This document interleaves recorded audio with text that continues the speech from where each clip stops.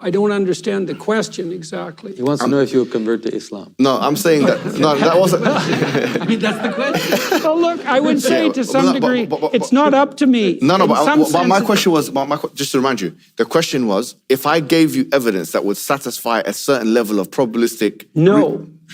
So you wouldn't? No, because that isn't how I evaluate the situation. How would you evaluate it? This is the crux. Well, I'm a Muslim enough to have been invited to your mosque. No, you're always invited, even if you're not there. But I mean this specifically. Yeah, I mean this very specifically, you know. I don't think in some sense, it's a very complicated problem. Okay.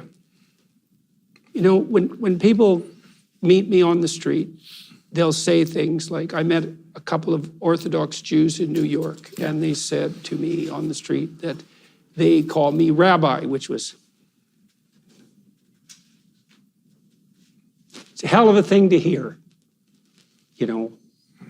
And so, and then I have Muslim people who are listening to my biblical lectures, and More than that, they say, by the way. Yeah. Yes, and more than that. And, you know, they say, well, Peterson doesn't know it yet, but he's really a Muslim.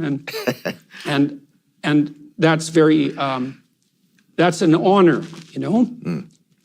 Just like it was an honor to be approached by these Orthodox Jews. And that hasn't only happened once. And I've had lots of correspondence with people. And the same thing has happened with the Orthodox Christians, and to some degree the Catholics, and lesser so the Protestants.